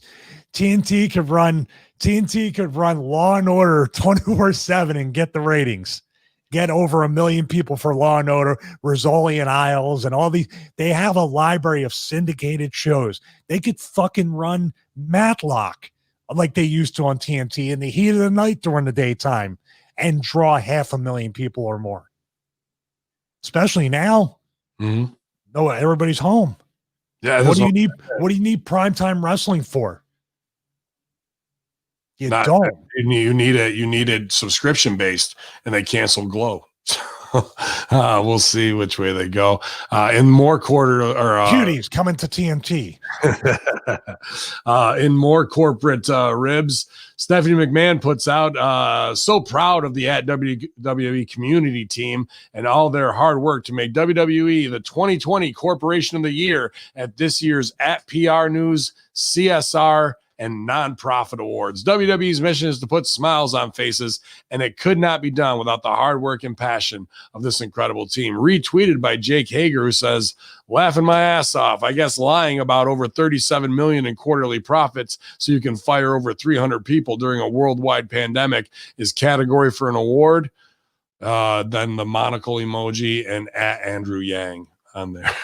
So Andrew Yang obviously working in conjunction with AEW on the things that we've talked about here in the Friday locker room.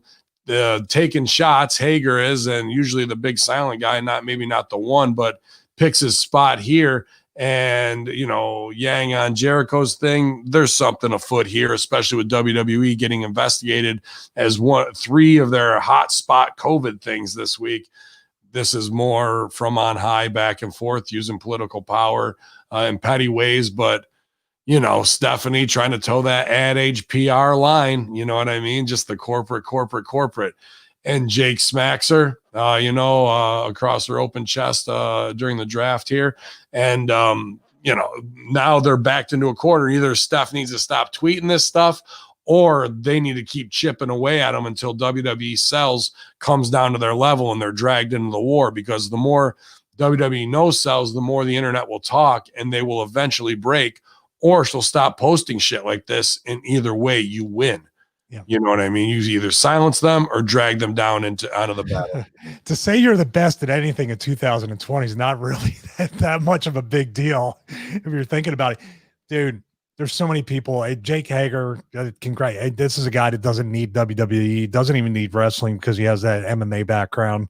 And for him to say that, this is the lack of self-awareness where everybody's telling Stephanie and Hunter and Vince how great they are. And we know who that person is. The lapdog telling them they're awesome and that's it. And, Vince, and fucking that shit. So, of course, that nobody's ever told this girl in the past 20 years that her writing sucks and she's not creative, and she's the real reason, except for Russo. She's the reason once she was hired that the ratings went down initially, because you can't fire your daughter. Right. You can't fire your son-in-law. The interesting thing too, the Andrew Yang part of it, and the chat room brought it up.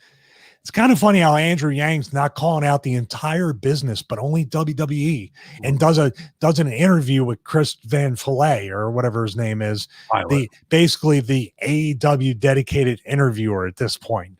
Do you think that Andrew Yang's going to go to Spears and Gimmick School and let them chop him till he's purple? Maybe, but the dude, he needs to maybe buy some resistance bands, because he looks like he put on about 50 pounds in the past year. Really? Andrew Yang did? He looks like a big dude. You ever see the scene from, I don't even mean this in the wrong way. Remember the end of Big Trouble in Little China where the dude's head his head is growing. Well, maybe he's hanging out maybe he's on that B12, man. He's on that B12. Andrew Yang for fucking hardcore champion. Jake Hager also set to make his debut at Bellator 250 versus Brandon Kelton. I'm not sure. Brandon Kelton is currently undefeated with the company, boasting 2 wins, 0 losses. Oh, that's for Hager. Oh, no. Kelton's undefeated 2-0. So we'll see. Be part of the prelim card. Bellator 250. Jericho on AEW's difference in creative process with Chris Van Pilot says, let's see. There's so much bullshit here. Holy fuck with the quotes. He talked to him. They're different. WWE, there's always having to go through a system of Vince, and then whoever's in Vince's ears last might change his mind for something you just said earlier. There's a lot of sneaky, stinky political machinations. I don't know. Jericho explained, here at AEW, I'm expected to do that. I'm expected to come up with the shit. I'm expected to give my opinions. I'm expected to do what I can do to make the show better, knowing that everything I'm coming up with comes from that attitude. So a little bit of the bubbly, I don't know. They might have recut it, or they would have given me some script that maybe Vince doesn't like that phrase, or doesn't know what Dumb and Dumber is, or doesn't care, or that was not in the script. So obviously trying to teach a 74-year-old man what's cool, as opposed to those who are cool making timely nostalgia references for Generation Xers is what fucking sells tickets and t-shirts. But Vince has no basis of modern entertainment to go off of to understand that kind of shit. Mm-hmm.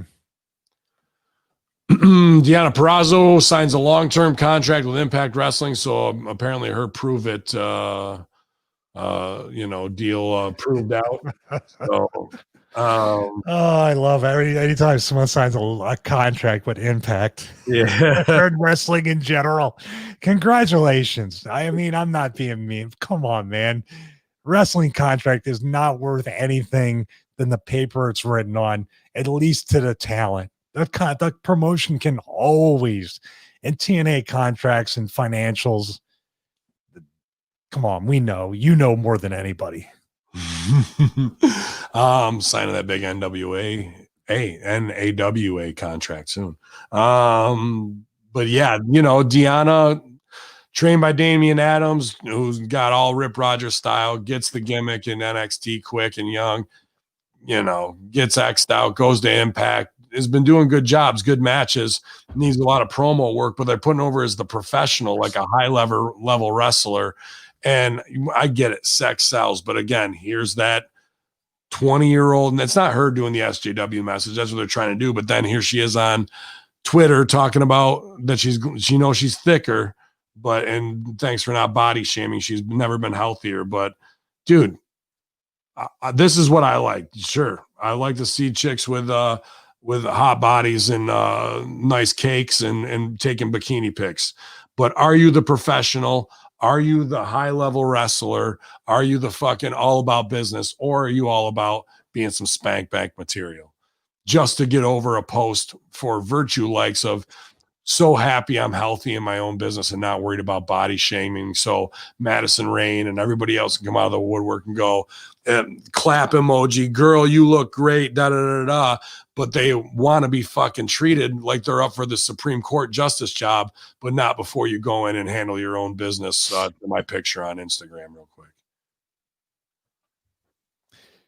So which is it going to be? It seems to be more something with Impact that we've discussed over the past year. Are they saying anything to them like, let's just stay on brand with what you're doing here? We understand. It seems like it's, for all you say about Vince with the third party stuff, if he was kind of encapsulating that in a thing of, we just need to stay on brand. What is that? Nothing. Oh. We just need to stay on brand. That's Serena. Yeah. I won't take that call live on air. BJ. Oh. But do you see what I'm saying?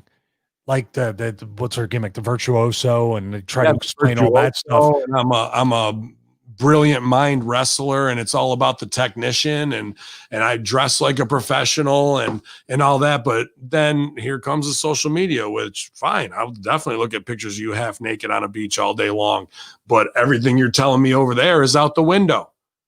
And they just don't respect their own gimmick. And even getting signed to a long-term contract in the same day that story came out came that tweet as well of respect me and but at the same time fantasize about me, dude. It's just they don't get it over and over again. And Mia Yim is just as somebody mentioned that in the chat room. I was a big fan of her. I still am, but you're in Retribution with the mask on. But here, let me take some underwear pics in my kitchen to show you how tight my body is, and I've been working so hard. But, don't look at my thigh gap in between because that would just be sexist. But here's 3 underwear pics for you guys. Retribution, everybody. We're terrorists.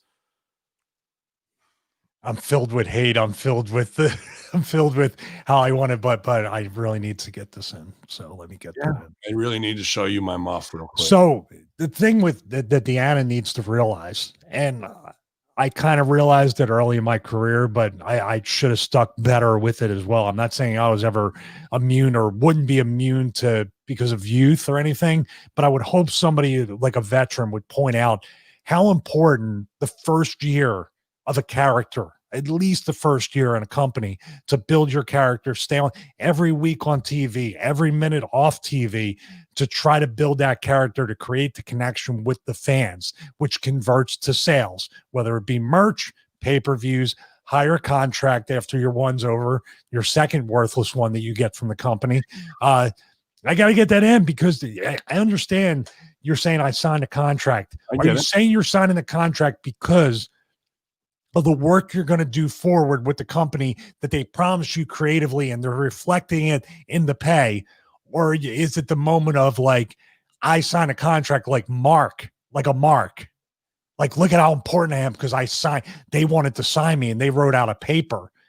Now to me, knowing on the other side of it, knowing that if you pay me a TNA $12,000 or $16,000 the first year, you're treating me as a $16,000 a year talent. If you pay me $100,000, you're figuring me in because you got to get your money back. Mm-hmm. The truth is in the value of that contract. If you have me as a nightly, say she's on a nightly and she's guaranteed 10 bookings, might give her. That's what it was. She got released from NXT for sure. Yeah. So she might get 20 bookings. You're not even on half the TVs in a year. Now, if you guarantee me and you say you have to work 40 weeks a year, we're guaranteeing you 40 dates on TV a year. I'm figured in and I can take maybe 2-3 months off at the end of this run to not get too stale. Do you see what I'm saying? Sure. Plus, I'm guaranteed 40 dates at a rate. I can live off that and not have to look for a job on my days off. I don't think anybody looks at this shit this way right now. Well, what you're saying is spot on, but it would have a lot more credibility if you'd pull your pants down and put a thong on and take some pictures real quick to back that up and post them on Twitter. I mean, otherwise it's just empty words, what you're saying, unless we get to see your ass. I'm going to sign my Morgan Stanley account because I'm signed to a long-term contract with Morgan Stanley. Now, if I was going to a brand and said, listen, not the candle thing, avoid them. But if I was going to a brand and said, I want to be an affiliate or I want to be paid to be one of your dedicated athletes or one of your affiliate brand members or ambassadors, whatever you want to call it. And for the next 3 years, I will be on TV with Impact. So let's work out a deal. If you need proof, I got my contract right here. I'm guaranteed a contract to be on Impact TV. You don't have to tell them you're guaranteed 10 dates, but you see what I mean? I'm leveraging the fact that I have a contract to be on TV for 3 years. How can we work together to where I can wear your brand, I can mention it, I can do whatever, or utilize social media with wearing that? That's me looking at it as a 49-year-old guy. As a 25-year-old guy, I may not have had the fucking brain to do that. That's where you can leverage a contract and have somebody else mark out for it instead of yourself. And I'm not saying the girl's doing that. This is more advice for that. But like you're saying, She had a chance to stand out and be the strong woman and be like, I'm not going to play these fucking bikini games and all this bullshit and that. You're going to see a good wrestler, and you're going to see me over the next 3 years grow and get better and go the opposite way of everybody else. That 90-day no compete from fucking Morgan Stanley. I that's illegal. I told my cousin that. I can't do it. Can't do it. They're all about the ass slap, Stevie. I think we got a new moneymaker right here. But you're spot on, man, when it comes to just stunting for the internet of being like, see, I got a new contract. Well, you didn't have a contract before. You got brought in on the 90-dayers and you fade like you were on contract, but now they're offering you something for X amount more dates because you play the game for the first 2 TV tapings. And welcome to the world of entertainment, you guys on the Friday locker room, the fiery hoops we get to jump through where you think we're over and their names for this, that, or the other, but they still make you do the bullshit while you got to stunt in front of the fans to make it look like I'm signed, but then it wasn't really signed. This is the real signing. This time. How many people, what's the pattern of people when they leave Impact, turn around and really tell you the truth? It seems to be almost every other one, right? Whether it's Kevin Matthews or what's the short vegan, everyone's got heat with Austin Aries, it seems to go that way almost every time. But that's what Impact's going to impact. They only have so much budget, small viewership, and the boys want to come in and ride or die off their WWE status for being 90-dayers. Well, that's the smart office play. Why would you lock those guys down at a high price when you can just get a quick rush out of them and then see who pans out? That's just how they are when you're holding things together with bubble gum and shoestrings. AEW and Joey Janela learned today that he had exposure to COVID-19 positive person at an independent show, you scumbags. For that reason, we are pulling him until such time as he's cleared to return, consistent with our protocols. So that's why Sonny Kiss took his spot last night. I'll talk about that on the AEW show. We're going to wrap it up here. Sami Zayn calls out WWE for snubbing him. I'm sure it was a work thing here. What's that again? Janela said that? No, Sami Zayn. Oh. Janela was in contact with somebody with COVID possibly, but hasn't tested for it. So I know they're pretty stringent with what's going on with that. But it was on the greatest pick of the greatest champions of all time, and he wasn't on it. So he's just getting his heel stuff in there. But somebody had brought up something interesting about Satin, saying something about it, and I go, Satin's getting on camera. But then I thought, but I'd misread it. But I thought to myself, what about Satin and Sami Zayn together? And Satin as a mouthpiece where you just want to kick his fucking face in every time he opens his mouth, along with Zayn, dude. Like, there's heat there. There's fucking something there. I was thinking, what do you think about that? Well, the thing is that if you, I know what you're saying about the SJW type stuff and everything. I can see Sami Zayn wanting to possibly do it.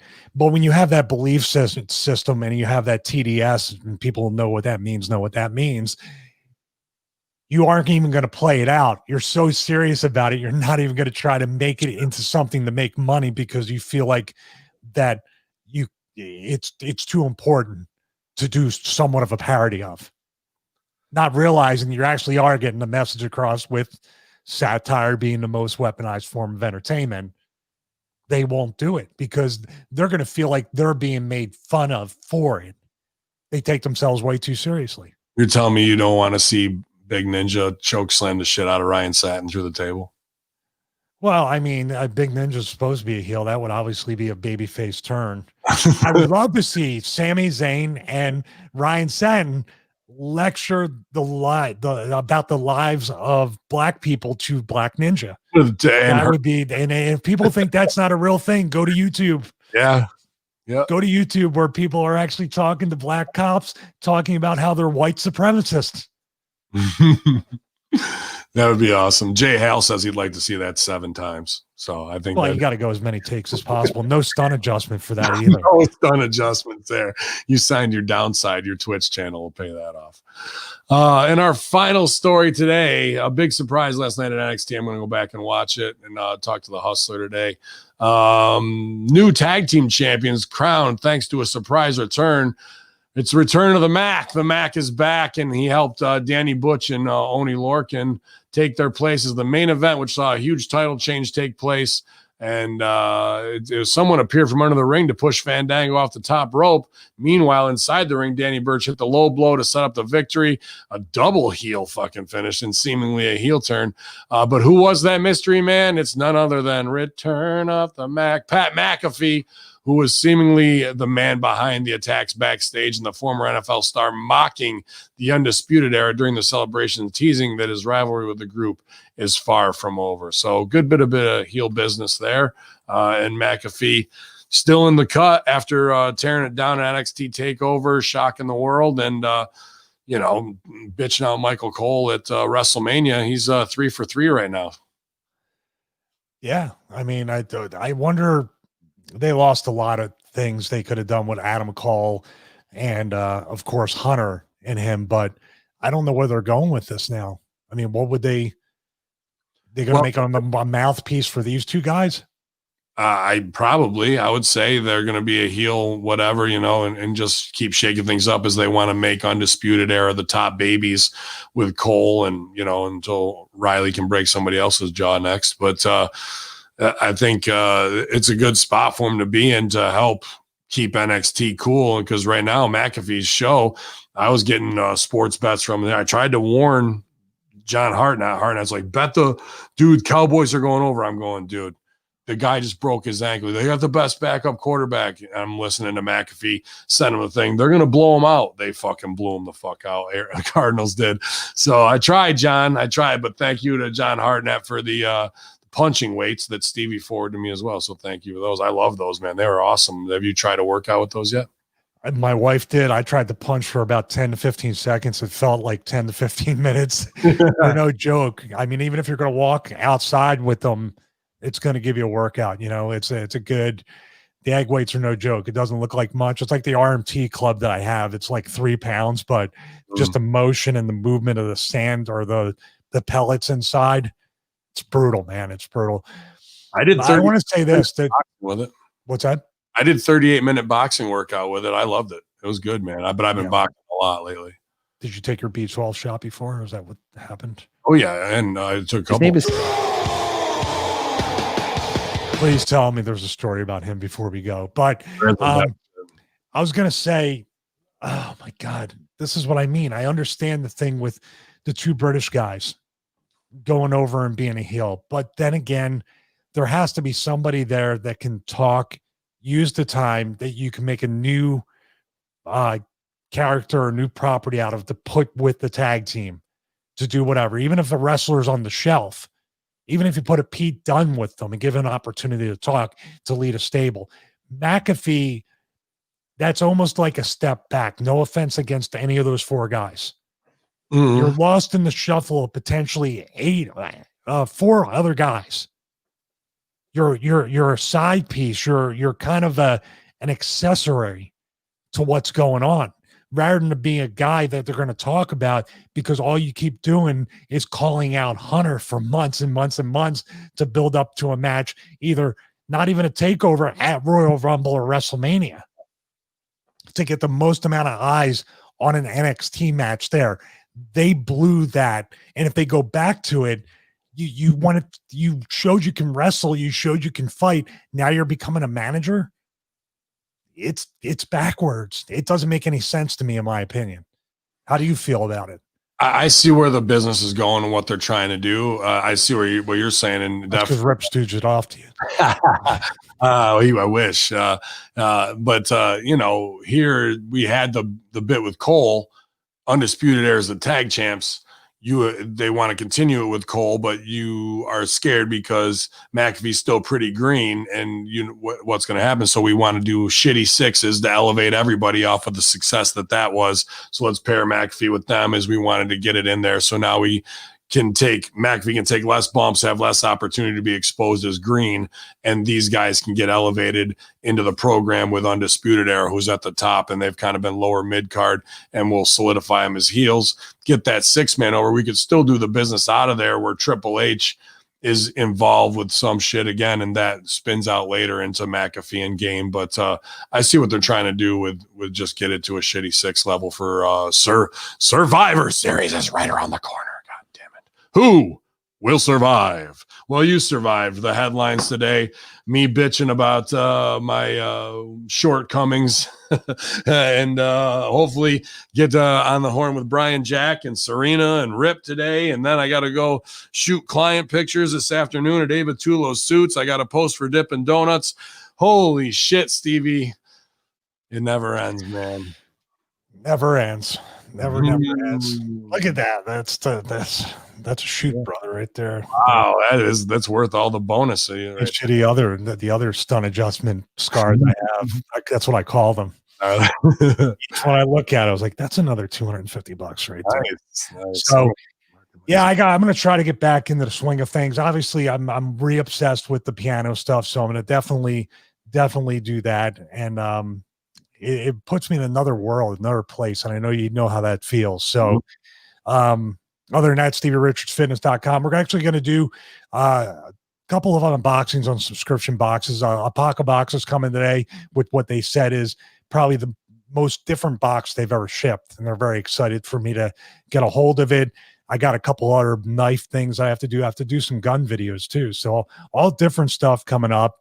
And the knife that I was going to say, the gun videos that I've done on the firearms accuracy, things like the Mantis X10, those comments are fun to read because that's like rating like a Biden Trump campaign in the middle of it. I'm like, I'll just step right back. You guys can talk to each other. Other than that, please subscribe to the YouTube channel Morning Warm Up Monday through Friday. We are going to live stream the piano lesson, the next one with Russo's nephew, Greg Miller from Marathon Music Gym. It's just that this past week I was working and we couldn't sync up, but we're going to pick that up possibly tomorrow or Saturday for about an hour and a half. He's going to take me through another music lesson, stream live. Other than that, please just go to TV5ForceUSA.com, Diamondback Fitness, all the stuff, the codes and the links are in the description on the YouTube video. So if you subscribe, click the bell to get notified, read those descriptions. We really appreciate you supporting not only myself and Ben, also popping on Sal, Russo, everybody in the family. It really does make us do this full time, and it makes a huge difference. And I'll get the piano while you pitch, and then we'll go out on that. Full time is what we're doing it, man. I talked to Goldilocks and this week, and she's real inspired. So appreciate everybody who's a Patreon over there because I advise hers too and get a little bit. And I saw you guys were awesome with the Brosters Bro 5-pound bag already. Ryder grabbed it. Troy grabbed it. People grabbed the regular size before the pandemic part 3 hit. So go to thebrosters.com and grab that. You guys appreciate that official Vince Russo Bro and the Zordos olive oil as well as we head into the holiday season. Make the best you've ever had for your family. They're like, why is this so good? And you can say, because Zordos olive oil, you idiots. Ultra premium Zordos olive oil, big sponsor here as well. You got the pro wrestling tees. I had a lot of good sales with everything that was going on earlier in the month. So when the next promotion comes out, we'll be hanging and banging with that. I got to get Greg Mosier. Appreciate him doing the Culture Vulture shirts. I'm going to try and have that up this weekend. You guys, somebody asked me, are we going to be back tonight? I'm going to be doing a live watch along for the madness that is this whatever the fuck debate. If Stevie's awake, he's welcome to join. I'll send it to the Horseman. Maybe we'll even do a little call-in stuff while it's going on to watch how hard they go at each other with all this Hunter Biden shit tonight. But I need a bigger desk. Oh, don't bring that watch along, man. I don't even want to think about it.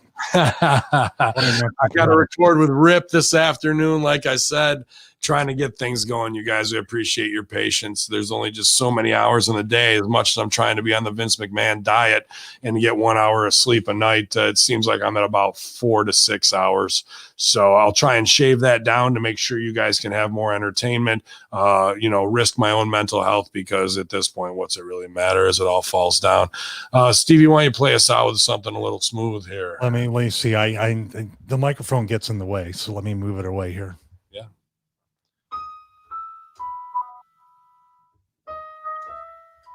Is it a delay? Sounds beautiful. Keep going. You're all right. It's Hamin Media Group, you guys. It's a sultry sound. Stevie Richards. Now I'll do Man of Steel. Let's do it. I gotta line these up. Mm-hmm. Nope, I messed that up. Oops, wrong finger. Say, there we go. Oh, it feels so good.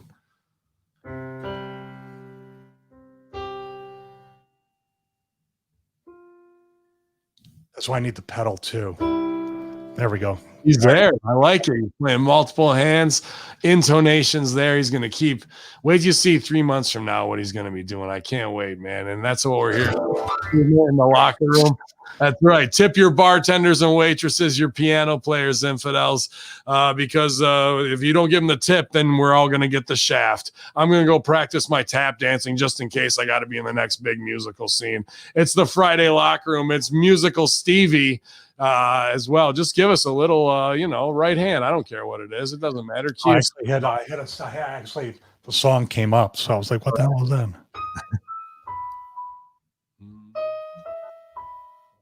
So nice. The sultry sounds of the Friday locker room, you guys. Media Group. You can just keep playing. You don't got to finish. Just play, man. Have fun. Freestyle. You don't need to be. Oh, that's it. Mm-hmm. Oh shit, my fingers are all fucked up. We love him. He's stunt doubling. He's doing it all, you guys. We appreciate you. Twitch.tv/Conspiracy Horseman.